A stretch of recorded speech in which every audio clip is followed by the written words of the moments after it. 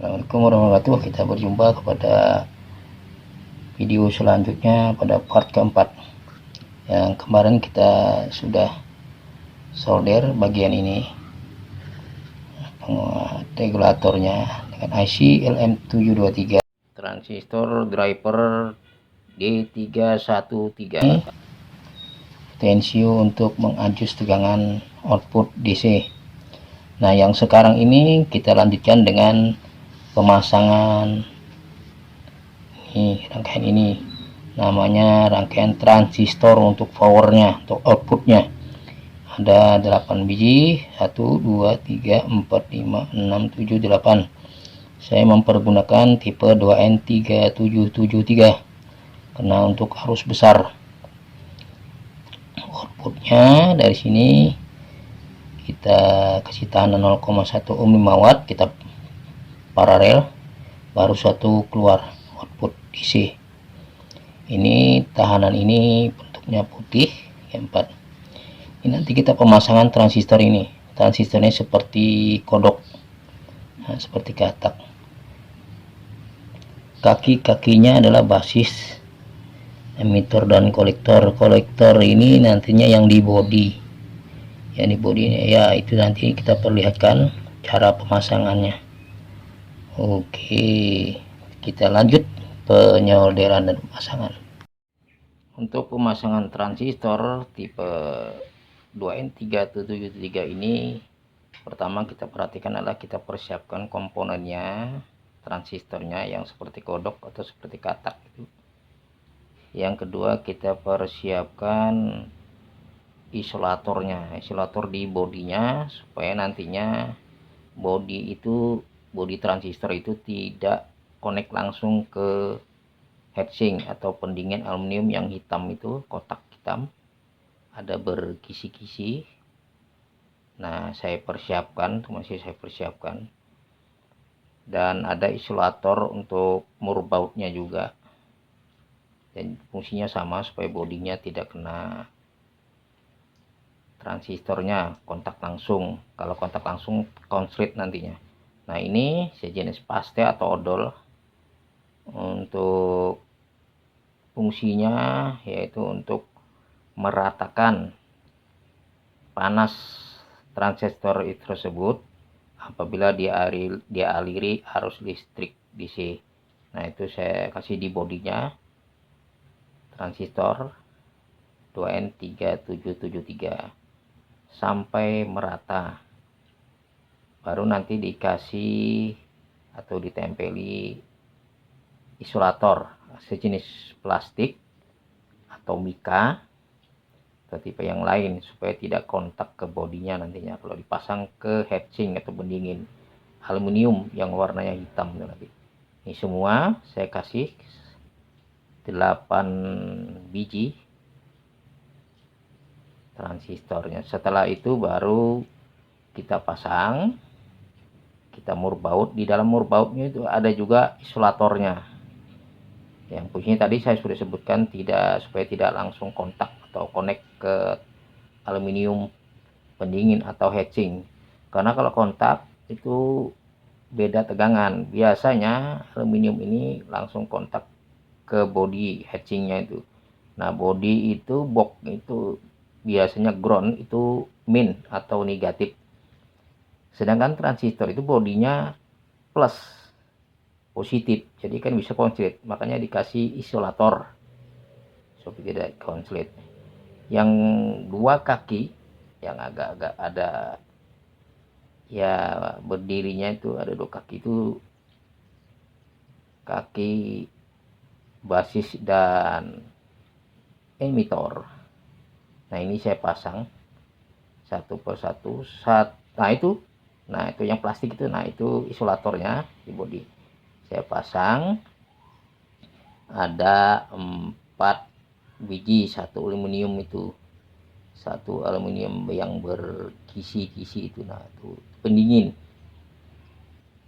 Nah, nanti kalau dia bekerja kan dialiri arus listrik DC. Kalau dia bekerja kan dia akan panas. Jadi panasnya supaya merata, makanya tadi dikasih paste atau seperti odol. Nah, itulah teman-teman fungsinya. Setelah ini satu persatu saya pasang transistornya. Pelan-pelan, harus sabar dan teliti. Nanti kakinya transistor saya solder, saya kasih kabel. Dalam pemasangan di box itu nantinya kabel tersebut saya hubungkan ke PCB atau printed circuit board yang sudah saya solder pada part 2 dan 3. Itu disambung. Nah, setelah itu dirangkai semua, diberi tegangan input, baru kita coba apakah betul keluarnya, apakah salah, apakah tidak bekerja, nanti ketahuan. Nah, itu saya pasang murbautnya, ada isolatornya itu di murbautnya. Pelan-pelan, satu persatu, kita harus sabar. Saya ukur, nah ini kaki-kaki transistor tadi saya ukur ke aluminium. Apakah dia betul-betul bagus pemasangan isolator tadi. Nah, ini kontak apa enggak. Nah, itu saya ukur pakai alat ukur, ternyata dia tidak kontak, berarti pemasangannya bagus. Nah, sekarang yang satunya saya ukur juga. Nah, ada 4 biji, yang satunya 4 biji aluminium. Nah, saya ukur, kita harus teliti. Kalau tidak diukur, takutnya nanti terjadi konslet transistor tersebut, karena dengan body itu tadi kan transistornya positif dengan artinya boxnya negatif aluminiumnya. Nah, itu saya solder tahanan yang 5 watt yang ada tadi 8 biji juga di skema sudah saya kasih tahu. Itu saya paralel, putih, tahan putih karbon, jenis karbon itu 5 watt, 0,1 ohm 5 watt. Nah, disitulah outputnya. Pelan-pelan saya solder. Habis itu saya kasih, nanti dilihat nanti kalau di box pemasangannya serapi mungkin supaya alir arusnya bagus. Nah, itulah pemasangan di heatsink aluminium transistor power tipe 2N37773 karena arusnya besar 30 ampere supaya dia mampu untuk dipergunakan mensuplai radio untuk high frekuensi atau very high frekuensi 2 meter band istilahnya kata teman-teman, atau di 40 meter band atau di yang lain. Saya pelan-pelan saya solder. Nanti pada part kelima saya akan pasang di box. Nah, itu saya sekaligus kita coba nantinya. Kita tes dulu sebelum semuanya tersusun rapi di dalam box. Karena kalau tidak diuji atau dites, takutnya tidak ready atau tidak bisa on dengan bagus, membongkar lagi. Ini pelan-pelan. Nah, saya solder dengan hati-hati. Solderannya juga harus betul-betul masak atau matang istilahnya kata orang. Kalau tidak masak, takutnya kalau panas dia bisa lepas. Itulah teman-teman, mudah-mudahan video ini bermanfaat. Tunggu pada part yang kelima, nanti pemasangan di box dan uji coba. Setelah selesai terakhir, nanti saya pasang di box dengan saya tutup, saya kasih kipas.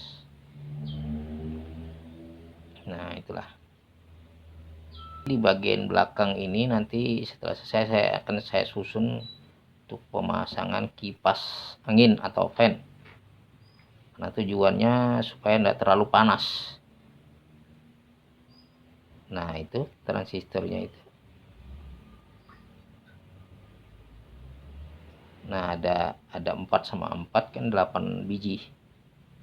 Itu teman-teman, jangan lupa di klik ya subscribe-nya, tombol loncengnya di klik juga, dan di like juga. Nanti tunggu pada part yang kelima sempurna. Nah itu bagian belakang plat boxnya. Nah itu kipas saya pasang, rencananya kipas saya pasang 2 biji itu, karena aluminiumnya kan ada 2, jadi 2 juga supaya dia seimbang untuk pendinginannya. Nah itulah teman-teman, saya tunggu pada, silakan tonton pada part yang kelima yang akan datang. Dan ucapan assalamualaikum warahmatullahi wabarakatuh, sampai jumpa pada video part kelima. 73, bye bye.